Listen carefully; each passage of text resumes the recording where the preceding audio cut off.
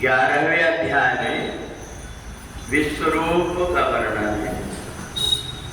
भक्त्या त्वनन्या सत्य अहम एवं विधोर्जुन ज्ञातुं द्रष्टुं च तत्त्वेन प्रवेष्टुं च परन्तप। हे अर्जुन, एकमात्र भक्ति के द्वारा ही परमात्मा को ठीक ठीक जाना जा सकता है, और जो जान लेता है उसे ही परमात्मा की भक्ति मिलती है। परमात्मा भक्त के बीच में, दोनों के भक्त के और परमात्मा के बीच में भक्ति एक ऐसा साधन है जो भक्त को परमात्मा से जोड़ देता है। और भक्ति में भी अगर व्यक्ति का हृदय पवित्र है तो भक्ति उत्पन्न होने में देर नहीं लगती। जिस प्रकार से उपजाऊ भूमि में हम बीज डालते हैं बहुत जल्दी उग जाता है, परंतु जो जमीन उपजाऊ नहीं है उसमें अगर हमें बीज पैदा करना होता है तो उसके लिए हमें बहुत कोशिश करना पड़ता है, खाद डालना पड़ता है, जमीन को ठीक बनाना पड़ता है, पानी देना पड़ता है। इसी प्रकार से हृदय भी होता है। जिस व्यक्ति का हृदय पवित्र है, क्योंकि भगवान के द्वार की एक शर्त है कि निर्मल मन जन सो मोहि पावा, मोहि कपट छल छिद्र न भावा। जो व्यक्ति अगर परमात्मा से जुड़ता है और उसके पीछे उसका उपदेश होता है, मेरा ये काम हो जाए, मेरा वो काम हो जाए, अपने मन की जब तक होते रहती है तब तक वो परमात्मा से जुड़ा रहता है। अगर उसे वहां से कुछ लाभ नहीं मिलता तो फिर दूसरी तरफ देखने लगता है। ऐसे ही परमात्मा भी है, देख लेते हैं कि ये व्यक्ति मेरा भक्त है या व्यापारी है। ये अगर मेरे से जुड़ा है और यदि कुछ चाह रहा है तो इसका मेरे से वास्तविक प्रेम नहीं है, इसका केवल स्वार्थ है।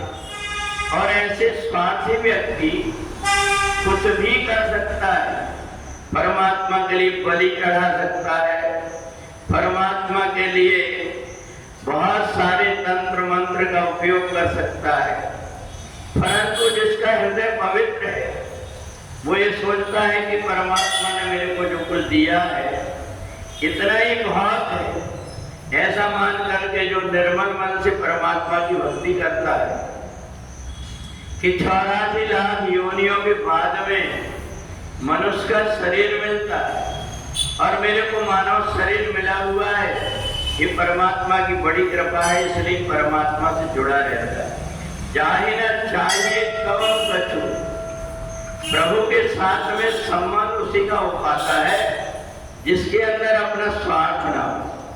अगर अपना स्वार्थ जुड़ा हुआ होता है तो व्यक्ति उसी ढंग से व्यवहार करता है, उसको अपनी चिंता रहती, दूसरों की नहीं रहती। उसको इस बात का नहीं लगता कि जैसा मेरा मन होता है प्रसन्न रहने का, परमात्मा से जुड़े रहने का, ऐसा दूसरों का भी होता होगा।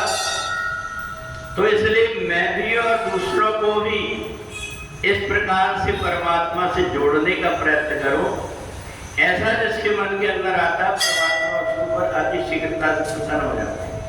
और इसलिए अर्जुन नहीं चाहते हुए भी भगवान के अनेक रूपों का दर्शन किया, जबकि वो परमात्मा के इतने निकट रहा, परंतु परमात्मा के स्वरूप को जान नहीं पाया। परमात्मा के स्वरूप को परमात्मा ने ही जन्माया। फिर परमात्मा जब देख लेते कि इसका मेरे प्रति पूर्ण समर्पण है तो आगे का कार्य परमात्मा अपने हाथ में ले लेते हैं। परंतु जो व्यक्ति होशियार बनते रहता है, अपने आप को ज्ञानी समझता है, अगर उसे कोई उपदेश दो, ज्ञान की बात बताओ, तो वो ध्यान नहीं देता, क्योंकि उसको अपने अंदर का अहंकार कि मैं ज्ञानी हूँ, मेरे को ये सब कुछ आता, मेरे को कोई सुनने की जरूरत नहीं। अर्जुन को तब तक के भगवान के रूप का दर्शन नहीं हुआ। भगवान ने स्वतः दिव्य दृष्टि दे करके और अपना विश्वरूप दिखाया। इसके बाद में भगवान ने चतुर्भुज रूप दिखाया। फिर भी अर्जुन भयभीत हो रहा था, तो भगवान ने वही रूप जो साथ में हमेशा रहते थे उस रूप को दिखाया। पर अभी भगवान ने ऐसा कर दिया कि इस रूप को कभी भूल ना पाए। तो ये परमात्मा की जो कृपा है ये हमारे व्यवहार से, आचरण से होती है। और इसलिए हमारे अंदर कोई प्रकार का विकार न रह जाए। व्यक्ति अनेक प्रकार के उपाय करता है, कोई जाप करता है, कोई ध्यान करता है, कोई पूजन करता है, कोई व्रत उपवास करता है। तो इसलिए अलकापुरी में एक कुबेर नाम का राजा था। उसने देखा 33 कोटि देवता है, इन सब की मैं पूजा नहीं कर सकता, इसलिए शिव जी की एक मूर्ति रख करके और हर समय भगवान शिव का पूजन करता था। एक दिन उसके मन में आया कि मैं सुंदर सुंदर फूलों से भगवान का अर्चन करूं। उसने अपने माली को बुलाया। माली उस समय पर मदिरा का पान करके और बेहोश पड़ा हुआ था।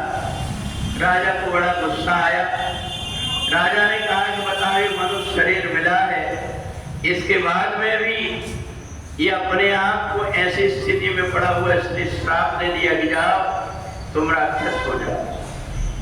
अब पत्नी घबरा गई। पत्नी ने सोचा कि मेरे पति की दुर्दशा होगी, अब क्या करूं?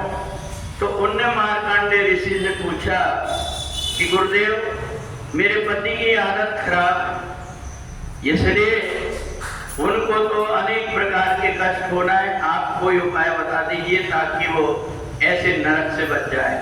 का एक काम करो कि आषाढ़ मास के कृष्ण पक्ष में जो एकादशी आती है उसका नाम है योगिनी एकादशी। इस एकादशी के दिन तुम प्रातः काल सूर्योदय के पहले उठ करके अब भगवान से प्रार्थना करना कि आज जो कुछ भी मैं करूंगी अपने पति को पुण्यदान करती हूँ, ऐसा मान करके दिन भर ओम नमो भगवते वासुदेवाय का जाप करना। जैसी यथार्थ सामर्थ्य तुम्हारी शक्ति है वैसे व्रत करना। रात्रि में भी जितना बन सके उतना परमात्मा का ध्यान करना और दूसरे दिन उठ करके वो पुण्य को अपने पति को समर्पित कर दिया। उनने वैसा ही किया। तो जो राजा ने श्राप दिया हुआ था वो श्राप कट करके और उसकी बुद्धि पवित्र हो गई। तो इसलिए भगवान श्री कृष्ण कहते हैं कि अर्जुन, बहुत सारे उपाय हैं, कर्महीन नर पावत नाही। वैसे संसार में सब कुछ है, परंतु भाग्यहीन व्यक्ति संसार में आकर के परेशान होता है। तो इसलिए जो कोई भी व्यक्ति एकादशी महात्मा की कथा सुन लेता है, गीता का एक श्लोक भी सुन लेता है, उसके शरीर के सब प्रकार के पाप नष्ट हो जाते हैं। बोलिए सच्चिदानंद भगवान की